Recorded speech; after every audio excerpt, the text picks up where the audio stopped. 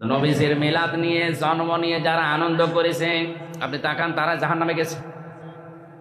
নবীজির আপন চাচা আবু লাহাব আর আবু তালেব, এ দুইজনে জন্মের সময় খুশি ছিল। আবু তালেব আবু লাহাব এত খুশি হয়েছে, আবু লাহাব নিজের দাসী সুহাইবিয়াকে শেষ পর্যন্ত আজাদ করে দিয়েছে। নিজের টাকা দিয়ে কেনা কাজের মানুষকে পর্যন্ত সে ছেড়ে দিয়েছে, যা করে ছেড়ে দিলাম। এই দুইজন চাচাকে আল্লাহ জান্নাতে দিয়েছে না জাহান্নামে? জাহান্নামে। বলেন বলেন। নাউযুবিল্লাহি মিন যালিক। কত বড় খায়ানত করার পরে এরকম ধরনের মন্তব্য দিতে পারে? সে কি বলল যে আল্লাহর নবীর জন্মে, নবীজির মিলাদে, নবীজির জন্মে খুশি হওয়ার কারণে নাকি হযরতে আবু তালিবকে আর আবু লাহাবকে জাহান্নামে দিছে। এরা দুইজন নাকি আল্লাহর নবীর জন্মে খুশি হওয়ার কারণেই জাহান্নামে গেছে। প্রিয় ভাই সব, এর নাম হচ্ছে খায়ানত। আর এরকম খায়ানত হাদিসের সঙ্গে তখনই করা সম্ভব যখন কারো অন্তর আল্লাহর নবীর প্রেম ভালোবাসার থেকে খালি হয়ে যায়, নবীজির মহব্বত থেকে খালি হয়ে যায়, নবীজির আদব থেকে যখন কারো অন্তর খালি হয়ে যায়, তখনই এই ধরনের মন্তব্য দেওয়া সম্ভব। আমি বুখারী শরীফ থেকে আপনাদেরকে প্রমাণ করে দিব, আবু লাহাবের শাস্তির উপরে কমিয়ে এসেছে আল্লাহর নবী সাল্লাল্লাহু আলাইহি ওয়াসাল্লামের জন্মের দিন খুশি হওয়ার কারণে। আবু লাহাবের ইন্তেকালের পরে স্বপ্নে যুগে যখন আবু লাহাবের সঙ্গে দেখা হয়, আল্লাহর নবীর সাহাবা তাকে জিজ্ঞেস করে যে আবু তালিব, তোমার সঙ্গে আল্লাহ কি ব্যবহার করেছে? আবু তালিব তখন বলল, তোমাদের সঙ্গে, তোমাদের কাছ থেকে আলাদা হওয়ার পরে আমি ভালাই বলতে কিচ্ছু পাই নাই। তবে হে, আমার ভাতিজা মুহাম্মাদুর রাসূলুল্লাহ সাল্লাল্লাহু আলাইহি ওয়াসাল্লামের যেদিন জন্মগ্রহণ হলো, সেই দিন মুহাম্মদ অর্থাৎ আমার ভাতিজার জন্মের খবর আমার বান্দি সুয়াইবা আমাকে দিয়েছিল। আর এই খুশি শুনেই আমি সুয়াইবাকে আজাদ করে দিয়েছিলাম আমার আঙ্গুলের ইশারায়।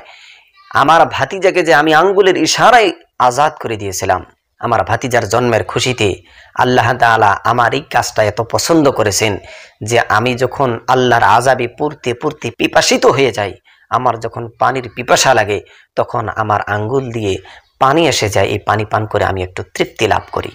এটা বুখারী শরীফের হাদিস। স্ক্রিনে আপনারা হাদিস নাম্বার পর্যন্ত দেখতে পাচ্ছেন।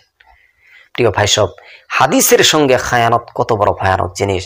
আল্লাহর নবী সাল্লাল্লাহু আলাইহি ওয়াসাল্লাম বলেছেন, মান কাযাবা আলাইয়া মুতাআম্মিদান ফালইয়াতাবাওয়া মাকআদাহু মিনান নার। কোন ব্যক্তি যদি আমার হাদিসের সঙ্গে জালিয়াতি করে, মিথ্যা হাদিস মানুষের সামনে বলে, সে যাতে নিজের ঠিকানা জাহান্নাম বানিয়ে নেয়। আমির হামজা বলতে গেলে কত বড় মুফতি, সে এরকম করে নবীজির হাদিসের সঙ্গে খায়ানত করলো। আবু লাহাব জাহান্নামের শাস্তির মধ্যে রেহাই পেল আল্লাহর নবীর জন্মে খুশি হওয়ার কারণে। অথচ আবু লাহাব নিজের ভাতিজা হিসেবে তার বান্দি সুয়াইবাকে আজাদ করেছিলেন, নবী হিসেবে নয়। আর আমরা ওই নবীর মহাব্বতে মিলাদুন নবীর খুশি পালন করি, ওই নবীজির জন্মের কারণে নবী হিসেবে, আল্লাহর রাসূল হিসেবে আমরা খুশি মানাই।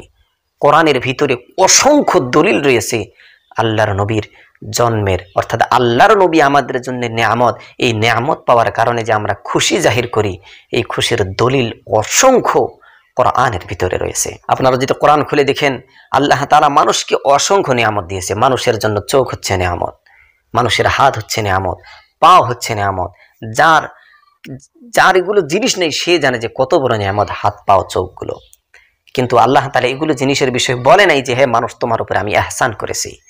কিন্তু আল্লাহর নবী সাল্লাল্লাহু আলাইহি ওয়াসাল্লামকে যখন আমাদের উপরে নাজিল করলেন, আমাদের মাঝখানে নাজিল করলেন, আল্লাহ তাআলা আয়াত নাজিল করলেন, লাকাদ মান্নাল্লাহু আলাল মুমিনিনা ইয বাআথা ফীহিম রাসূলা। আমি মুমিনের উপরে ইহসান করেছি, মুমিনদের আমি উপকার করেছি। কি উপকার?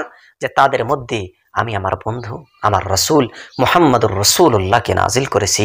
তাহলে এই আয়াতের দ্বারা বোঝা যায় আল্লাহর নবী আমাদের মাঝখানে এসে, আল্লাহ তাআলা যে আল্লাহর হাবিবকে আমাদের মাঝখানে পাঠিয়েছেন, এটা আল্লাহ তাআলার বিরাট বড় নিয়ামত, বিরাট বড় নিয়ামত।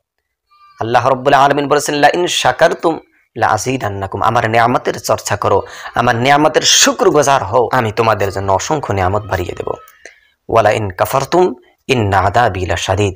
আমার নিয়ামতের যদি কুফরি করো, আর আল্লাহ তাআলা যত নিয়ামত রয়েছে, সমস্ত নিয়ামত থেকে, সমস্ত নিয়ামতগুলির থেকে বড় নিয়ামত যদি কিছু হয়ে থাকে, সেটা হচ্ছে সরওয়ারে কায়নাত রহমাতুল লিল আলামিন।